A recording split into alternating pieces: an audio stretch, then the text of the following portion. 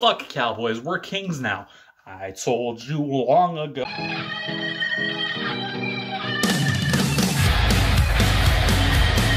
Welcome to Everyone Does Music, where today we're checking out the debut album by rapper Lil Nas X called Montero. Pretty much everyone at this point knows who Lil Nas X is. This is probably one of those reviews, along with my old Post Malone review I did, where people are going to be coming in and being like, hey, okay, yeah, the 57th person talking about this album. And you know Lil Nas X probably for one of a couple of reasons. The success of this album, or because of earlier calls to fame with the likes of songs like Holiday or Old Town Road, maybe just his personality or his presence on Twitter. You know who the man is, one way or another, if you enjoy music, or especially if you enjoy pop or rap music as well. You'd be hard-pressed to find people who weren't aware of him in some kind of way. Just like with any rising star within pop or rap, though, his fame was met with criticism at every angle.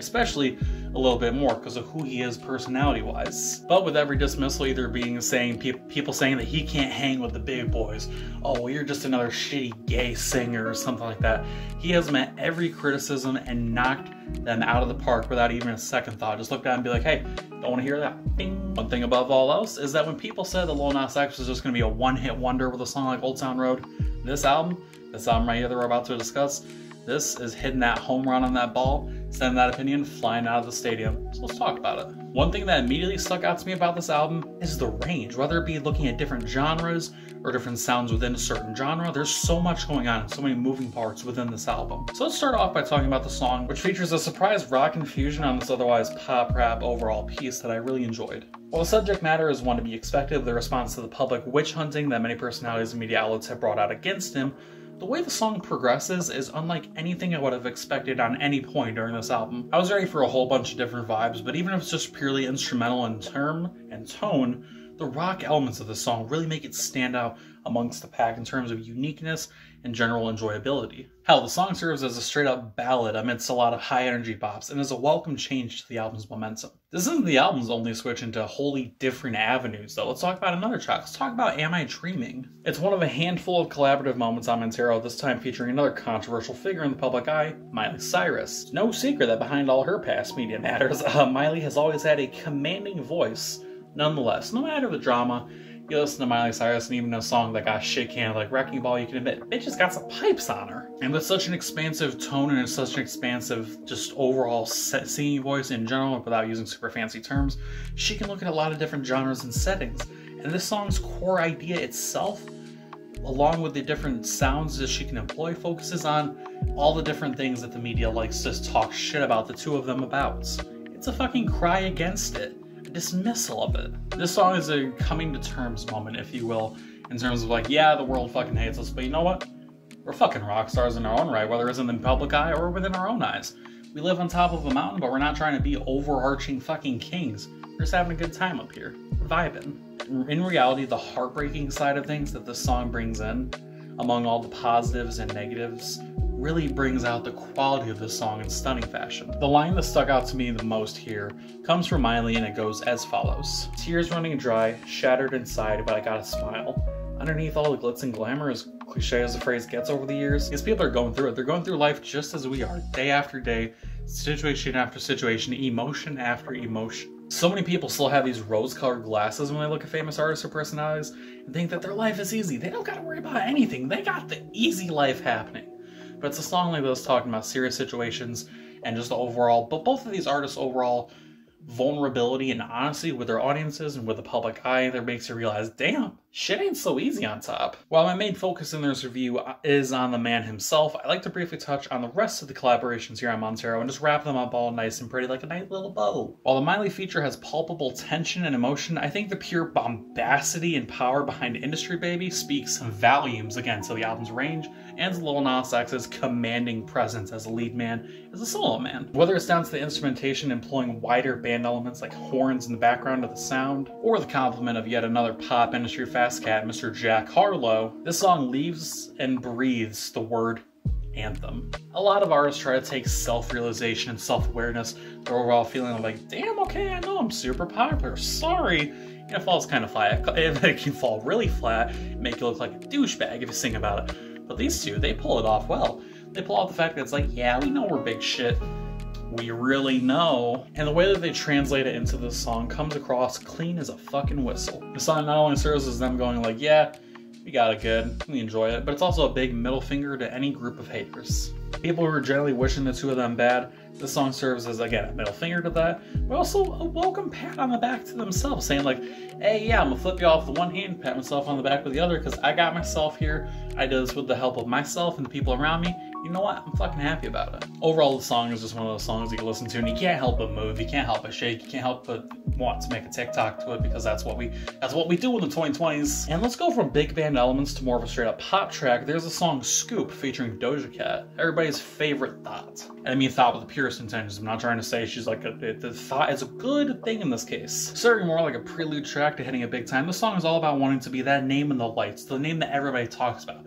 This is literally, as they say in the chorus, the two of them saying like, hey, I just want to be the main scoop, the big story, if you will. In the outro, as well as the general pre-chorus, Lil Nas actually touches on working overtime, putting extra work and going in through all the effort to make everything that he does bigger than life, larger than life, big and powerful. And another collaboration here that we're going to talk about is Elton John's contribution, to the song One of Me. It's a purely piano accompaniment, and it serves as the perfect kind of come down from a song told from the perspective of someone just wanting Lil Nas X to fall. He wants to see the star that Lil Nas X has become drop out of that sky and become nothing, purely of jealousy. Not Elton John, the antagonist of the song, is what I'm trying to say. I just realized I'm making it sound like Elton John wants to fucking kill Lil Nas X. That's not the case. This is a pretty common thought from a lot of people who see big, random, viral hits. Stuff like, I'm put some throwbacks in here, stuff like the party rock anthems or the Gangnam Styles here. They look at an artist and create that success and say, oh my god, this is so annoying, fuck off and never make music again. But having the overall admittal and almost singing from the perspective of your haters, along with just the overall the different ways that Lil Nas X approaches people who think critically of him, shows a lot of interesting different sides to this album here so far. And one last collaboration to talk about here. Let's talk about the last collab of the album, the similarly self-centered and all about me song that might have come in earlier tracks, Dollar Sign Slime. I don't know why I said that so weird. What the fuck? Just like Industry Baby was Lil Nas and Jack Harlow saying like, hey, we're the big cheeses, call us Gouda. Nas and Megan Thee Stallion are going hard on a trap hip-hop beat for 2.5 minutes, and it falls into similar length time zones as a lot of the other tracks here, but feels quite full in terms of just how much spice, how much energy, how much actually, like, I use this word a lot, and especially in a lot of my reviews lately, but it feels like a word that I need to bring up with artists like this, a palpable feeling. You hear this song and think to yourself like, all right, yeah, I'm feeling the energy, I'm feeling that confidence that they got going on here. Let's switch the tones from self-empowering and overall just hype beast anthems, something a little more subdued, something a little more grounded, that being the 10th song on the album, Tales of Dominica. It hits you with a lot of somber elements to bring some more changes to the album's array of emotions. While, just like Dollar Sign Slime, it sits on a shorter time length, it relays a message with ease and does it in a short time, while still getting the message across just as it would have been in a 3-minute, 4-minute song. The way that Lil Nas X sings about the literal and metaphorical lows and broken elements of his early life is a direct hit to the heart of the listener. Making references to plastic beds, islands made of faith, this song would be one of the first in a movie story, the rise throughout his life to where he is now. This is the soundtrack to hope, with the audio representation of nothing more than just wanting positivity, stability in your life, and it's something that a lot of people, including myself, can relate to within a song. It's humbling, it's honest, it's beautiful. Range in different subjects is where Montero shows its brilliance, and now I want to talk about Void, and its revisit to somber and deeper stories being told in very similar fashion to songs like Am I Dreaming or Tales of Dominica. This serves as a letter to his younger self, and this is Lil Nas X saying like, hey, it's nice sometimes, but this big life, you almost don't want it. There's a lot of negative things that come with this. And one of the things that can come with being a big name in the public eye is a lack of having anybody in a personal, deep attachment relationship to. It can leave you with a void inside your heart, a black hole, just nothing there because no one's there to fill that space for you. I really enjoyed the allusions and possible connections that a lot of people made to a film called I Love Simon, a movie that deals with similar ideas as him trying to find love amidst all the glamour and bright lights that fame might bring. And a song that travels the same road but opposite direction is the 4th track on Montero, That's What I Want. This song is all about the pure longing for someone to stay by his side, even through fights and disagreement. Just a near lustful and yet romantic, purely romantic, just pull inward for someone to just love, just to be in love and to feel love and enjoy it. In the verse, he's directly pleading for someone to be there to tell him everything is alright. Another pure admittal of the vulnerability that he experiences in this stage of his life. Once again, this is another element and another side and shade to the fame that he lives within. Again, we know, we don't need to be reminded that Lil Nas X is this big fucking guy, this big personality. But once again, we get another look into how it's like, hey, this is cool and all, but I mean, I just want somebody to be here with me. And that kind of like brutal, direct, defiant, almost honesty is really heartwarming. I can talk about nearly any song on this album, any of the well-explored topics and emotions that get dealt with throughout 15 tracks. But honestly, I think what this album represents, plain and simple, is the fact that Lil Nas X not only defied every pointed finger, every middle finger, every dismissal, and claimed that like, oh, you're not going to do anything after this, you're just going to live off of Old Town royalties. That was dismissed within itself. This album serves as an outright beacon, shining down on Lil Nas himself, and the neon lights behind him scream, there's a future to this man. Keep it going, you're doing great. And the person shining that light is Lil Nas X himself, the people that collaborated with this himself, the people who love and hold him close, and the people that he loves and holds close.